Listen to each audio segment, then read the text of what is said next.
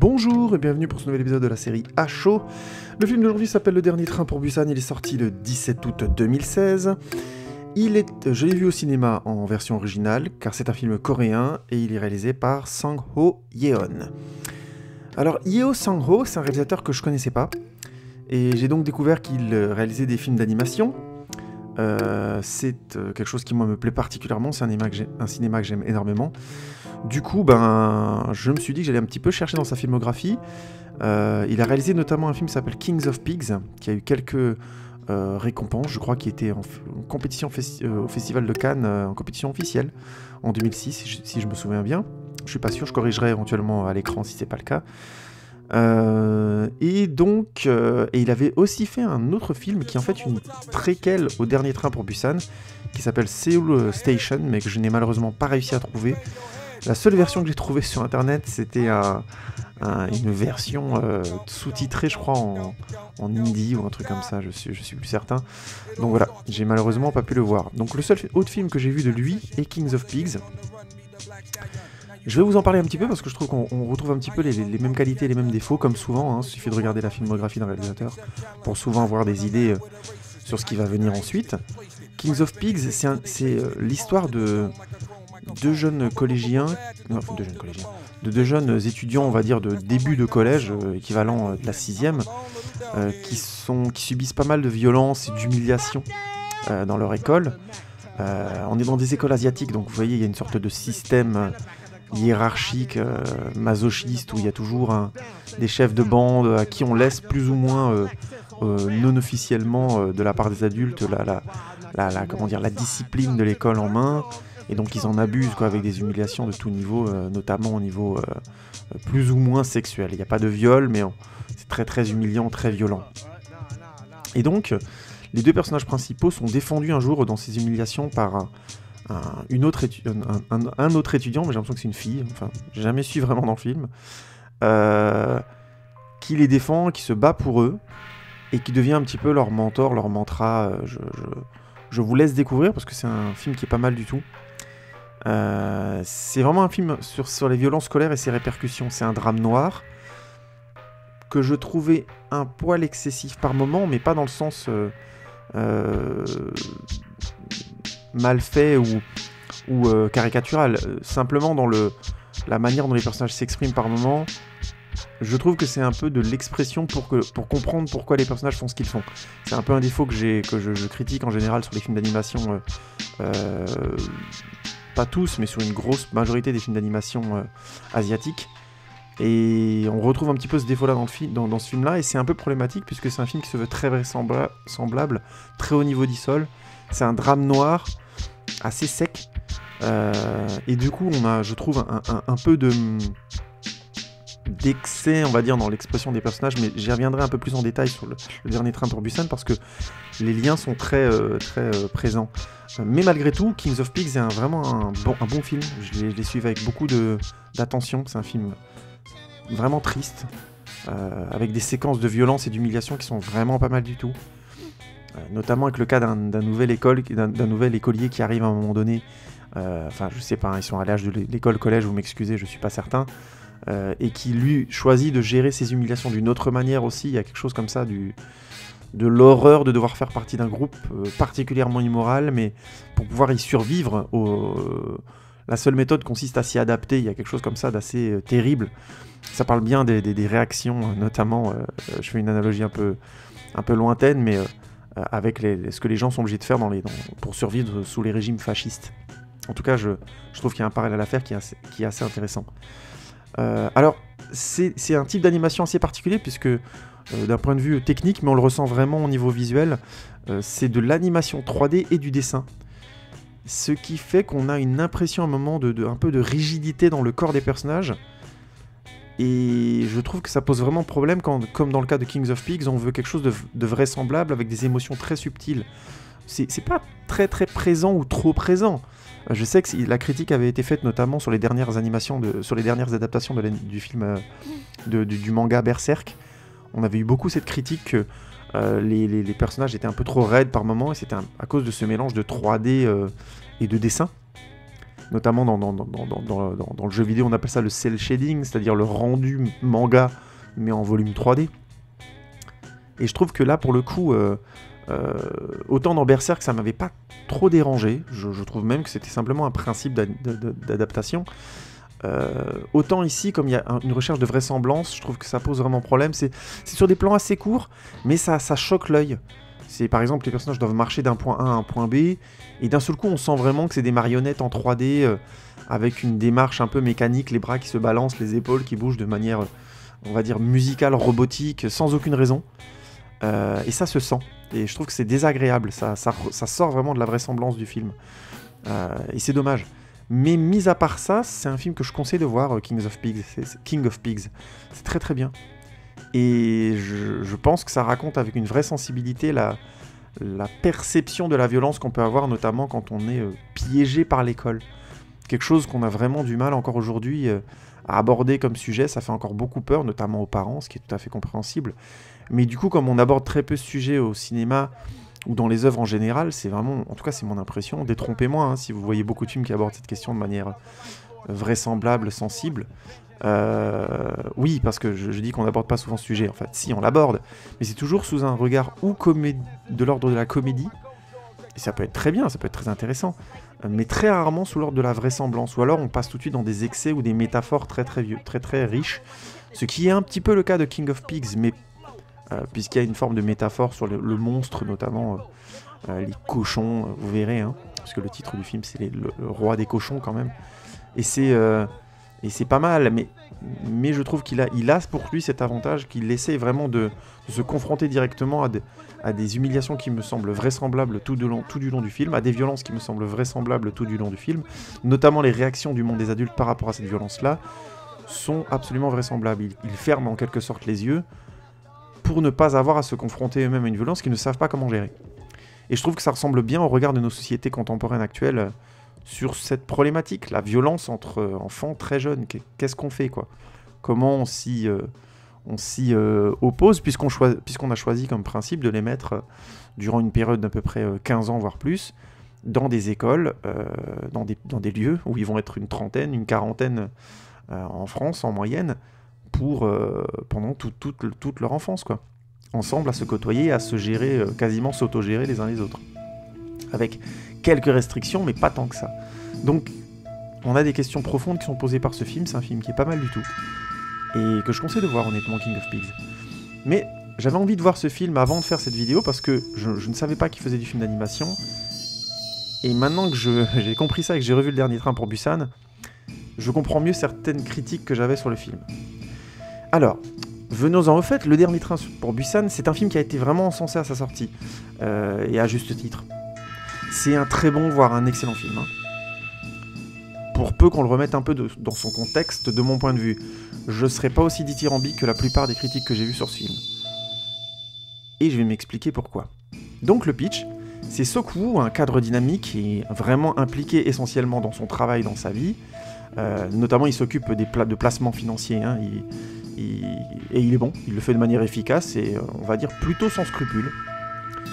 Et il est en pleine séparation avec sa femme, mais il veut conserver la garde de sa fille de 10 ans, Suha, alors qu'en fait, il la connaît pas, quoi. Au début du film, il lui offre un cadeau, genre je crois que c'est la Wii U, il lui offre, alors qu'en fait, il lui avait déjà offert l'année d'avant, quoi. Et donc du coup, Suha lui demande comme nouveau cadeau, parce qu'il a un peu merdé, d'aller voir sa mère dès le lendemain. Et Sok-woo, d'abord, il veut pas.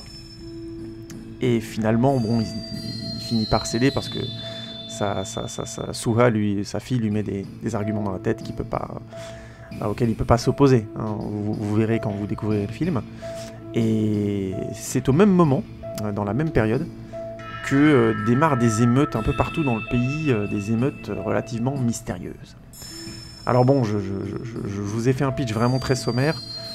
C'est un film de zombies, particulièrement efficace. Le film le monte dès les premières minutes, hein, donc vous inquiétez pas, je vous ai rien spoilé. Du coup, comme c'est un film particulièrement efficace, il propose des séquences particulièrement tendues quand elles sont pas carrément fortes. C'est vraiment un film de zombies efficace. Honnêtement, je suis sorti du film, je me souviens, éprouvé, quoi. Et touché, ému par beaucoup des séquences. Alors, pas beaucoup, mais par quelques séquences vraiment que je trouvais très touchantes. Mais malgré tout, malgré le fait que ce soit un film efficace et touchant par moments, vraiment, qui est très bien fait, je m'associe pas aux dithyrambes qui ont accompagné sa sortie, parce que... Enfin, bon, je vais m'expliquer clairement, c'est notamment sur 2 points. Le premier, c'est que le film a été qualifié par beaucoup de gens de critique sociale acerbe et cinglante, etc., en faisant référence notamment à ce qu'avait fait plusieurs fois Romero sur sa série des films des zombies, notamment, et d'autres. Hein. Je conseille de voir L'Armée des Morts de Zack Snyder, notamment la version longue, qui est excellent, un excellent remake du film de Romero, qui propose quelque chose de différent, et qui en même temps... a complètement cerné la critique sociale que le film voulait faire. Hein. C'est vraiment un exemple de remake très réussi, L'Armée des Morts. Je ferme la parenthèse. Et donc, on a un peu associé très vite, je trouve, Le Dernier Train pour Busan à ces critiques sociales-là. Alors, d'un côté, sans spoiler, j'ai envie de dire oui, le rapport entre la finance cavalante et les problèmes graves est plutôt bien amené. Hein. Et c'est vraiment original dans un film de zombies de faire ce lien entre l'abstrait du monde des finances et les catastrophes humaines dont elles sont le moteur direct. Ça, c'est fort. Et ça fait plaisir aussi de le voir aussi bien souligné que ça. Mais de l'autre, même si j'aime beaucoup les films zombies et que le thème fonctionne très bien sur moi, j'ai du mal avec les tableaux sociaux brossés en temps de panique. Je trouve que c'est un procédé qui maintenant commence vraiment à me poser problème. Notamment parce qu'il y a eu des séries comme Walking Dead, je trouve, qui ont nuancé la chose profondément. L'idée de la situation extrême qui révèle le vrai visage des gens, l'idée de la situation extrême qui révèle le vrai visage des gens, je la trouve de moins en moins intéressante parce que je trouve qu'on peut pas juger d'une personne que par ce qu'elle montre en période de panique. La panique, c'est un seul aspect d'une personnalité. Les réactions d'une personne en temps de panique, c'est un seul aspect des réactions de cette personne. Sans compter que la panique est plutôt, de mon point de vue, une circonstance atténuante. Hein. Juger drastiquement, radicalement d'une personne en situation de panique, c'est un peu dur, non ? Je veux dire, en situation de panique, on a du stress, on a des réflexes qui sont stupides, on a des idées qui sont par moments liées essentiellement à la peur, à la perte de nos repères, à l'angoisse. Donc juger quelqu'un essentiellement sur une période de sa vie de ce type, c'est particulièrement réducteur, et en plus c'est violent. C'est pas seulement dur, je trouve que c'est un raccourci sur quelqu'un. Et je trouve que maintenant on a dépassé le stade au cinéma, et dans l'audiovisuel en général, pour pouvoir avoir un peu plus que ça. Si je mets Le Dernier Train pour Busan dans le contexte de notre époque, c'est un film qui à ce niveau-là me paraît de plus en plus naïf. Or, justement, Le Dernier Train pour Busan semble affirmer que c'est le cas, qu'il faut juger de ces personnes de manière drastique, en période de panique, et que ça dit tout d'elles. C'est quasi unilatéral. Mis à part une séquence où des hommes actifs évoquent la contradiction entre le fait de prendre soin de leur famille et de devoir s'éloigner de sa famille pour en prendre soin, hein, c'est-à-dire grosso modo bosser tout le temps pour prendre soin de sa famille. On est aussi là dans un cliché malheureusement de vie parentale masculine et féminine, hein, donc c'est très...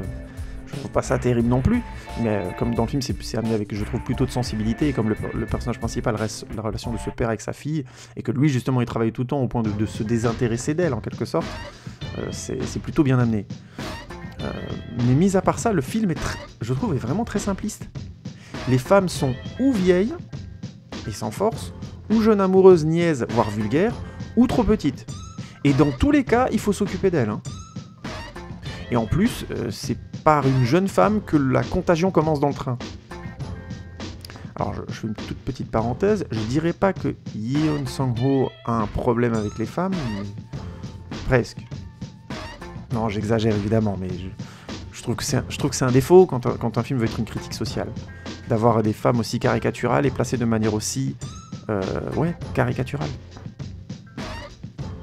Les méchants du film sont les financiers, les politiques, et aussi la masse silencieuse qui suit le mouvement.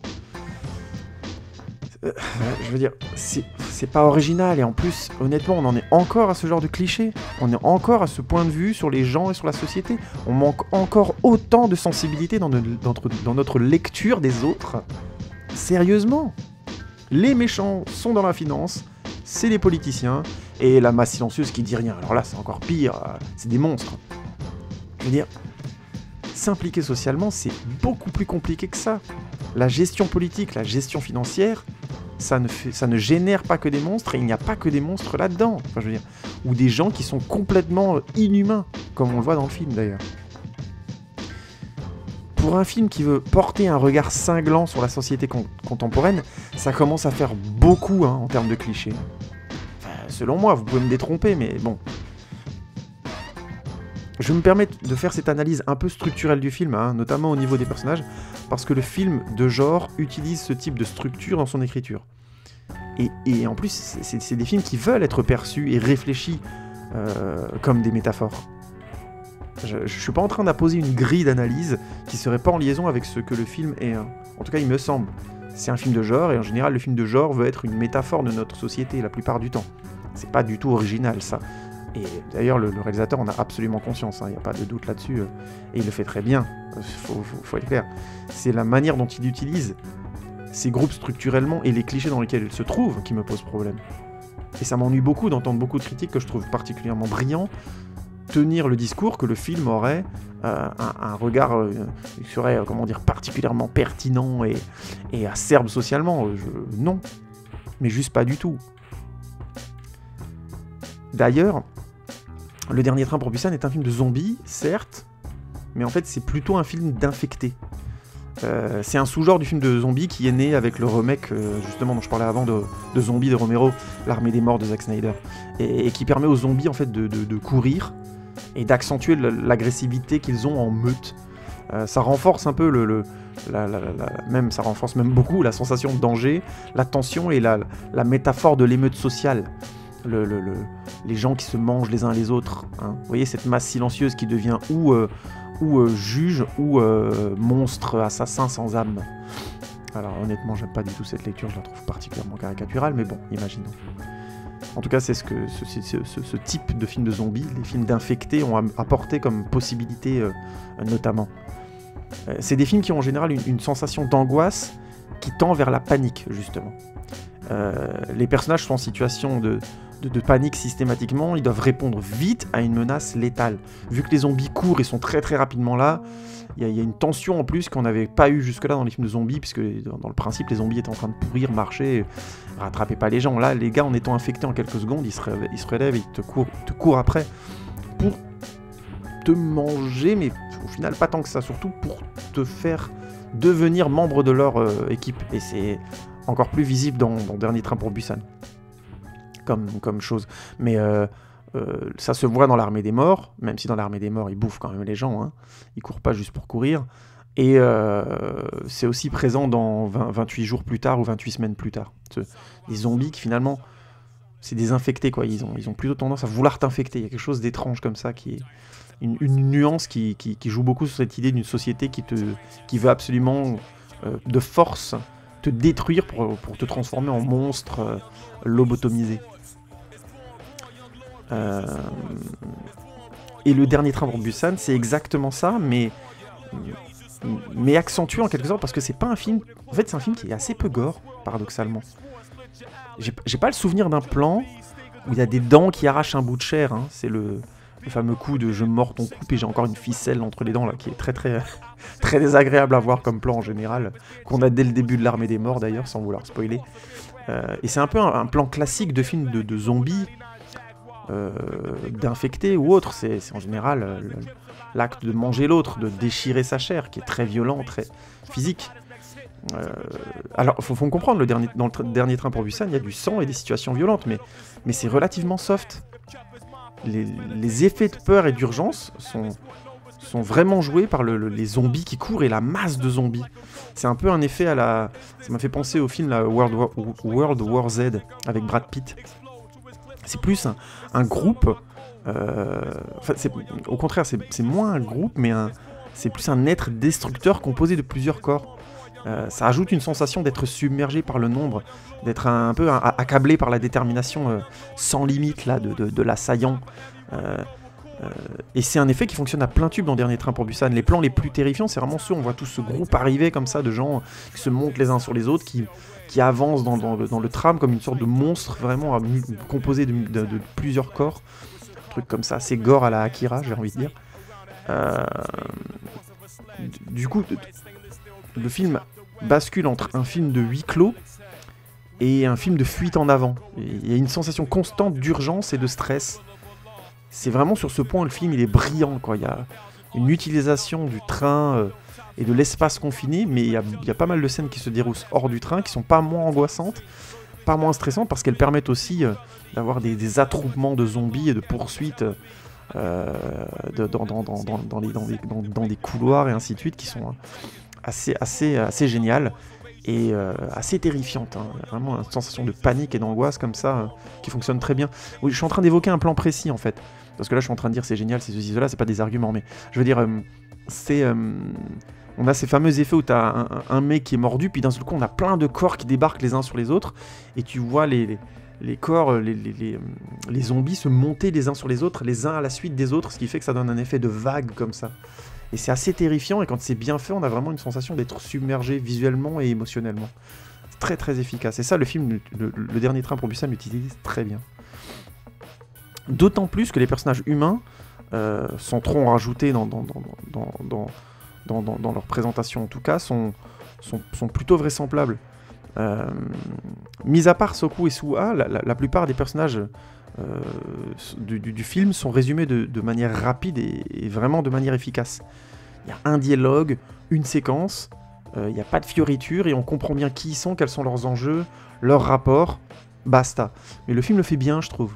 Il traîne pas, il a trouvé juste le bon équilibre entre nous les présenter et nous les faire revoir dans le film de manière cyclique. Ça fonctionne très bien, c'est une grande qualité d'écriture et on sent vraiment le réalisateur qui vient de l'animation et qui sait rendre efficace quand on ne peut pas faire 60 000 dessins en plus pour présenter un personnage, comment on peut éventuellement gagner du temps. C'est pas mal du tout. On a un attachement du coup à la plupart des personnages qui est assez évident. Et du coup, évidemment, comme on sent leur vraisemblance, ça rajoute du stress, alors que la tension est déjà bien instaurée, quoi. Et c'est dommage, du coup, que la morale du film tord et affaiblit le traitement des personnages. Le méchant du film, je vous spoile pas, est vraiment brossé à la serpe, hein, je caricature, mais c'est le méchant riche, menteur, trouillard, la totale, quoi. Il a tout pour lui. Donc c'est vraiment, je trouve ça c'est très limite, hein. Et puis en plus ça affaiblit vraiment le film, qui aurait pu être sans ça, sans ces lourdeurs d'écriture vraiment, un petit chef-d'œuvre, hein. Vraiment. On n'était pas loin ce film-là. En plus, ça s'ajoute à ces incohérences dues à la morale forcée, je trouve, dans le scénario et dans la vraisemblance du film, des invraisemblances dues à l'univers du film. Alors, pour faire court et encore une fois en essayant de spoiler le moins possible, le film est basé sur des contagions ultra rapides. C'est-à-dire t'es mordu, t'es contaminé genre en quelques secondes. Et le film joue là-dessus, ça se voit. Il te le montre plusieurs fois. Dès que t'es chopé, tu te fais mordre, et en général t'as 30 secondes et tu deviens aussi un fou et tu cours après les autres.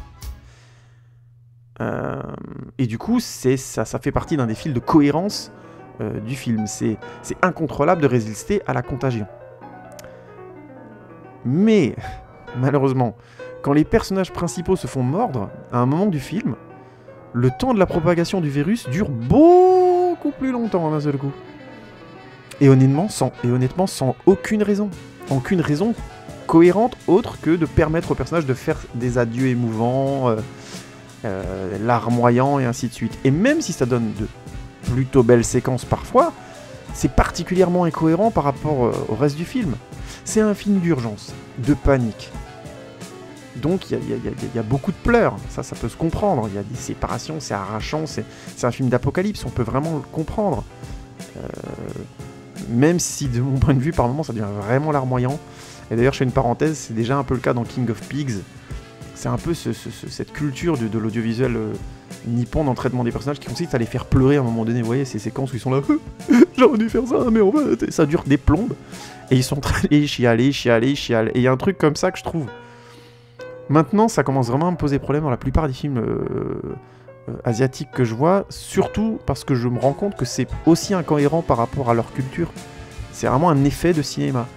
Et je trouve que ça devient un peu pompier. Et donc dans Kings of Pigs, il y avait déjà ça, déjà beaucoup de grandes eaux, même si c'était compréhensible par rapport aux situations que les personnages vivent. Mais je trouve que c'est une manie qui demande de la... C'est devenu une manie, et ça demanderait de la pondération chez ce réalisateur-là.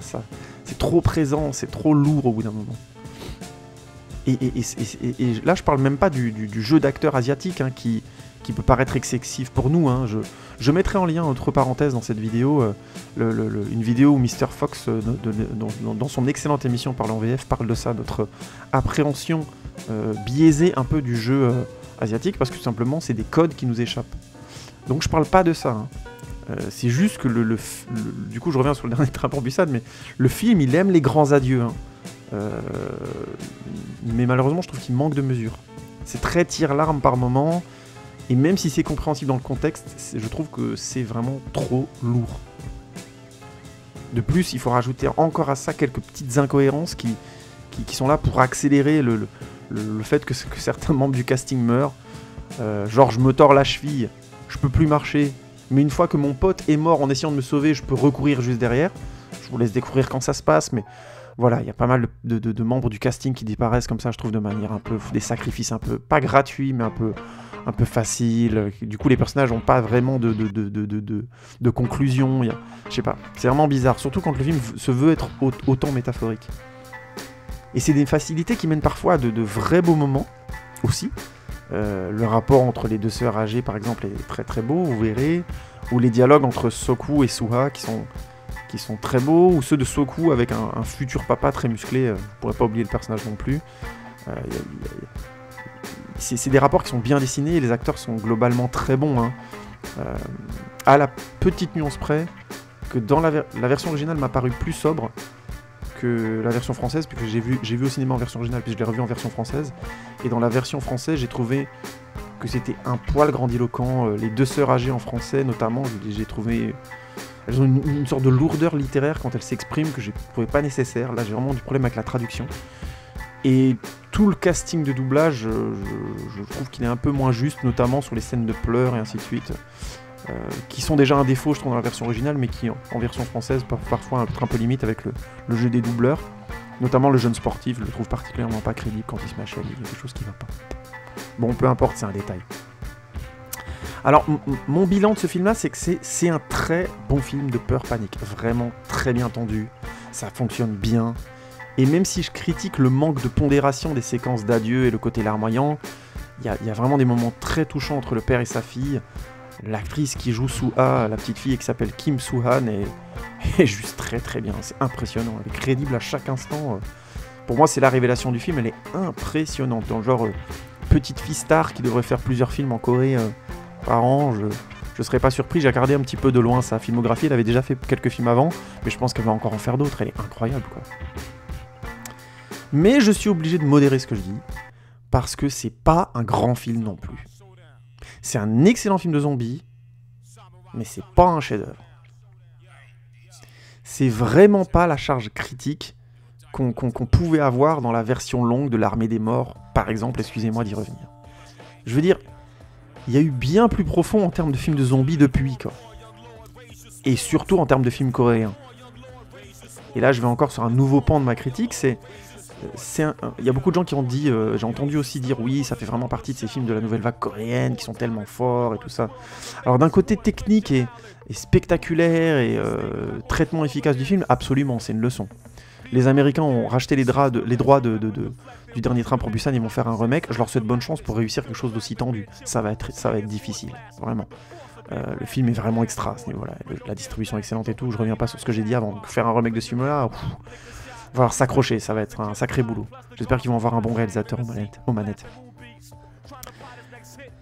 Mais, même si c'est un très très bon film de zombies, un excellent film de zombies, c'est pas un film de la nouvelle vague coréenne et je vais m'expliquer pourquoi. Parce que comme dit avant déjà, la moralisation, elle est forcée. Et d'ailleurs, c'est presque une transposition des codes hollywoodiens classiques. Hein. dans le bon sens du terme, hein. C'est efficace mais émouvant, avec un unique survivant moralement intouchable, ainsi de suite, avec une certaine pureté qui est préservée. Bon, bref, je veux pas spoiler trop non plus. L'univers du film, mais l'univers du film contredit par facilité, pour créer de l'émouvant, du larmoyant. Il y a ces petites incohérences qui sont là pour accélérer le film. Ça correspond aussi aux clichés des films américains, honnêtement, et des défauts qu'on trouve dans beaucoup de films américains d'Hollywood. Donc c'est un film, je disais, la transposition va être difficile, pas en termes de code, en termes d'efficacité, oui, mais en termes de code, pas du tout. Le Dernier Train pour Busan, c'est un film qui a beaucoup de compromis pour obtenir une morale du film qui aurait pu être réglée avec un petit temps d'écriture supplémentaire, qui aurait pu aller plus loin, qui aurait pu être meilleur. Je vais m'expliquer clairement. C'est très cliché, Le Dernier Train pour Busan. Comme je le disais avant, les archétypes sont très forts, la fin est très cliché. Et dans la nouvelle vague coréenne, justement, à l'opposition, c'est une vague de cinéma et d'auteurs qui s'est distinguée par une absence de compromis au cœur des films. Si le propos du film mène à quelque chose de radical et de flou moralement, ils y vont. Ils n'amoindrissent pas, ils essaient pas de vous dire c'est à cause de lui, c'est à cause d'elle, c'est à cause de ça. C'est pas du tout le propos. Qu'on prenne des films comme Old Boy, Sympathy for Mr. Vengeance de Park Chan-wook, The Mother de Bong Joon-ho et plein d'autres. Deux sœurs de Kim Ji-woon, bref, je pense, The Chaser. Enfin, tous ces films, c'est des films qui ont vraiment une radicalité dans leur point de vue sur les choses, dans le sens, allons vers le flou moral, posons-nous des questions, mettons-nous en cause dans notre rapport à la famille, à la société, à, je sais pas, à l'enfance, aux parents, enfin ça va très très loin. The Mother est incroyablement radical dans ce qu'il raconte, sur le fond, pas seulement dans la forme. C'est des films d'une efficacité incroyable. Je vous renvoie à ma critique en deux parties de Mademoiselle, le dernier Park Chan-wook, que je vous conseille de voir d'ailleurs, qui est juste formidable. Écoutez la critique, ce sera plus simple. Mais il y a un radicalisme aussi sur le fond, pas seulement sur la forme. Le Dernier Train pour Busan, c'est un film avec une morale très américaine. Les méchants sont identifiés et punis. C'est les héros qui trouvent la rédemption au sens profond du terme, et les derniers survivants sont sauvés par leur pureté, leur innocence, leur bonté, etc. C'est un très bon film de zombies, c'est un très bon film coréen, mais c'est en dessous de ce que la Corée nous propose depuis 15 ans. Enfin, faut être un peu objectif là-dessus.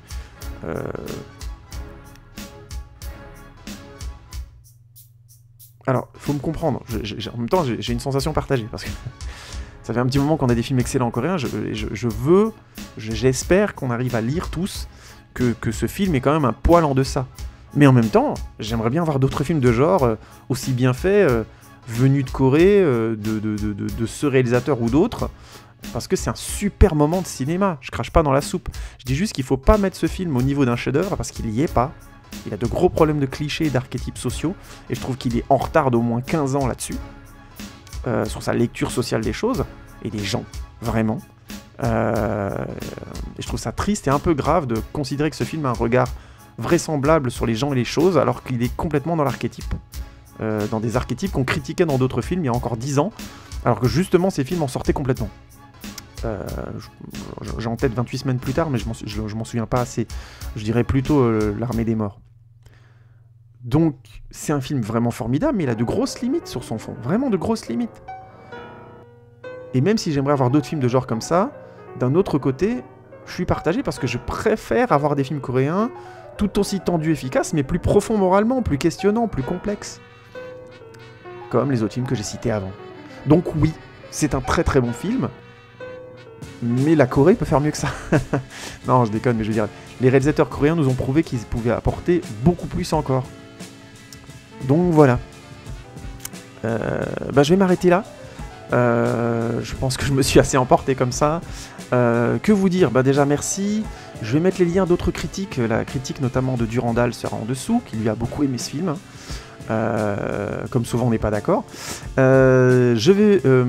la petite info, c'est que je suis en train de faire aussi un podcast pour les épisodes de Avoir et de HO que je mettrai dessus, parce qu'effectivement je me suis rendu compte, grâce à la critique de l'un d'entre vous, merci beaucoup, critique très constructive, que je devais probablement mettre ces épisodes aussi sous forme de podcast, parce que c'est un peu plus pratique que de l'écouter sur YouTube. Ça immobilise un peu le téléphone, la tablette ou autre, d'avoir forcément l'image. Je continuerai à les mettre sur YouTube tout de même, puisque j'aime bien les mettre là. Et je trouve que c'est aussi une autre manière de passer le temps, de se mettre une petite radio de côté, quand on fait le ménage ou autre chose, j'en sais rien. Mais je les mettrai aussi sous forme de podcast par praticité, parce que je trouve ça sympa aussi. Donc je suis en train de bosser là pour trouver un petit blog. J'ai jamais fait de podcast, donc je vais essayer de voir ce que ça peut donner, faire des petits tests, et puis je vous tiendrai au courant quand ce sera fait. Et puis bientôt, si tout va bien, enfin bientôt, vous savez qu'avec moi c'est relatif, je vais essayer de vous pondre une petite vidéo sur un nouveau après le film. J'espère qu'il vous plaira. Je vous dis pas sur quel film c'est, je pense que ça vous plaira. C'est un film très populaire, donc vous l'aurez vu, et je pense que je spoilerai pour personne. Voilà, je vous remercie encore beaucoup à tous d'écouter mes vidéos, faites des critiques dans les commentaires, n'hésitez pas, dites-moi ce que vous en pensez, si vous voulez que j'analyse un film, si vous voulez me proposer des films que j'ai vus ou pas vus, bref, n'hésitez pas. Merci beaucoup pour votre écoute et à tout bientôt les amis. Salut!